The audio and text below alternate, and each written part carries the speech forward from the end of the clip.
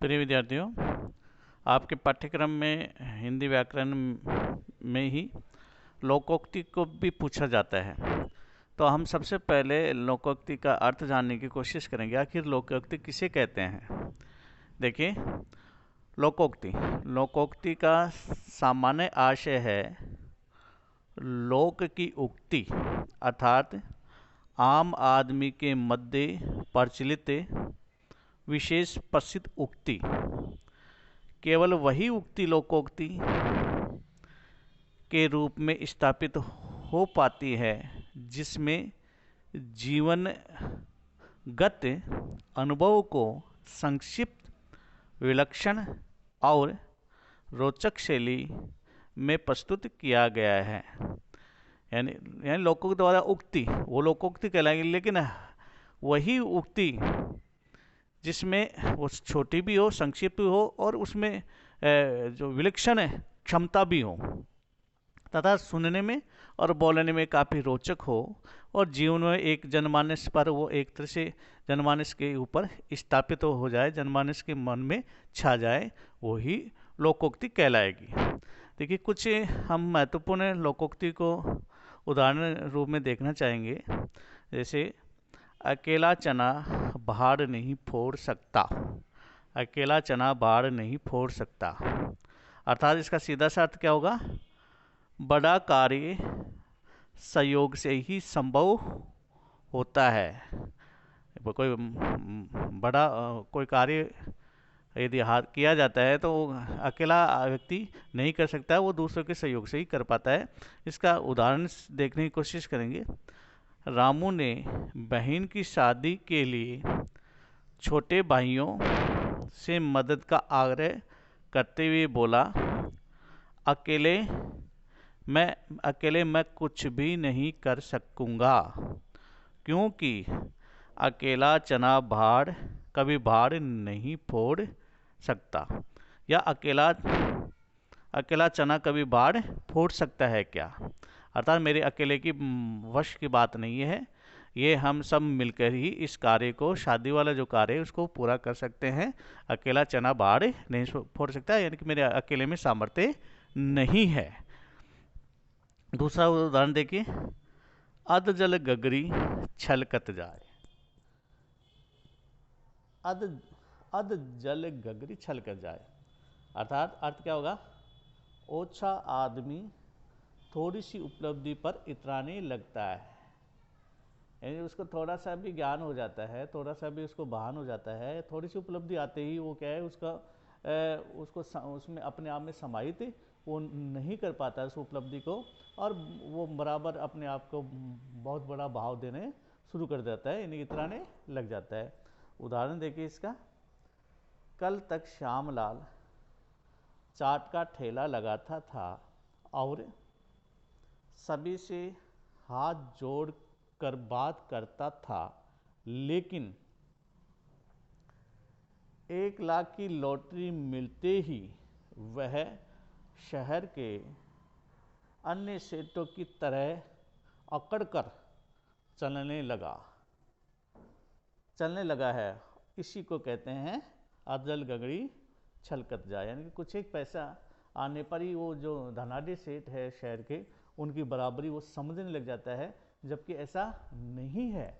धनाढ़ी सेठों के पास में बहुत सारा धन है, बहुत सारा पैसा है, लेकिन वो एक ये जो इसका उदाहरण, जो श्यामलाल का उदाहरण यहाँ पर देने की कोशिश की गई है, ये बिल्कुल एक सामान्य सा था जो गुजारा करता था, लेकिन एकदम से इसके पास में पैसे आए तो त्यों ही वो पैसे इसको संभाल नहीं पाया, अपने आप में सामंजस्य नहीं कर पाया और अपने आप को बहुत बड़ा धनाढ़ी सेठ मानने लग गया, और सबसे एक तरह से उसी रूप में पेश आने लग गया जैसे मैं बहुत बड़ा सेठ हूँ, और अकड़ के बात करने लग गया। तो इस प्रकार से ऐसे में जो उक्ति होती है वो अधजल गगरी छलकत जाए, ये सटीक बैठती है।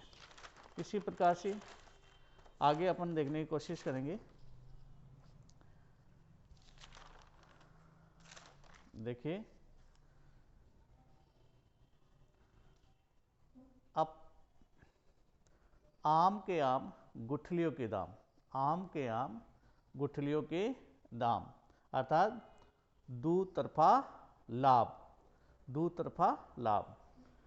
उदाहरण देखिए, भेड़ पालकों को भेड़ से ऊन, मांस, दूध तथा चमड़े के साथ ही मेंगनी और मूत्र का पैसा भी मिल जाता है।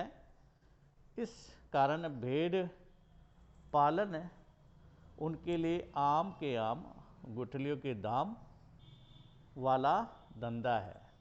यानी भेड़ पालक केवल एक उद्देश्य के लिए वो पालन नहीं करते हैं, बल्कि उसके कई उससे चीज़ें प्राप्त होती हैं।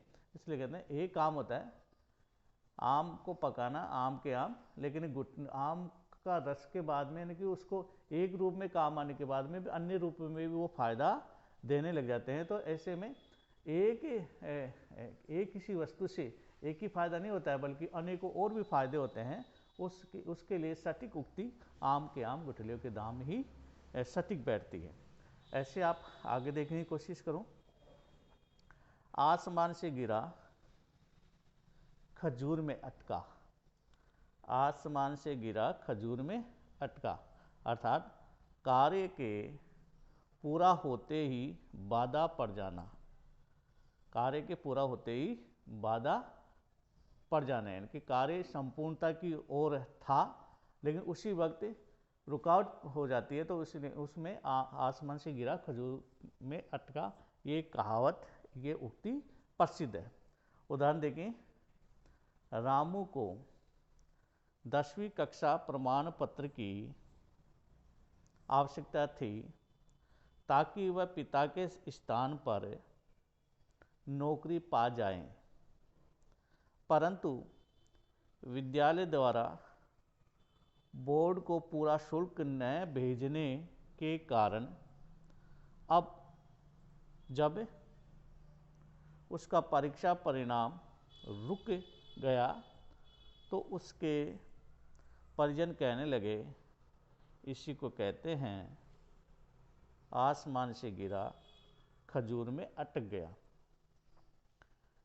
यानी अपनी तरफ से तो उसने पूरी मेहनत की थी और परीक्षा परिणाम के नज़दीक था, परिणाम उसके हाथ में ही आने वाला था, लेकिन कहीं ना कहीं पहले कमी रह जाती है, जिसके कारण से वो उसका कार्य है वो पूरा संपूर्ण नहीं हो पाता है, और संपूर्ण नहीं होने के कारण से वो काम एक तरह से पूरा ही रुकावट में चला जाता है। तो ऐसे में इस उक्ति को, इस लोकोक्ति को यहाँ पर कहा जाता है आसमान से गिरा खजूर में अटका।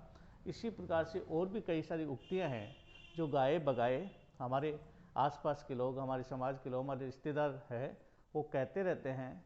तो हम उन पर यदि गौर फरमाने की कोशिश करेंगे तो निश्चित तौर पर उनको भी हम याद रख पाएंगे और हिंदी में उनका प्रयोग कर पाएंगे। और एक बहुत ही छोटे जो उक्ति है वो सारांश के जब कही जाती है, एक अर्थ के साथ में, बहुत बड़े अर्थ के साथ में कही जाती है, तो वास्तव में वो रोचक होती है, प्रभावशाली होती है और सुनने में बहुत ही कर्णप्रिय होती है। तो ऐसे का हमें उदाहरण याद करते रहना चाहिए, ताकि हमारी परीक्षा परिणाम में भी ये काम आएगी, परीक्षा में भी काम आएगी, और हमारे दैनिक व्यवहार में भी हम इनको काम में ले सकेंगे। धन्यवाद।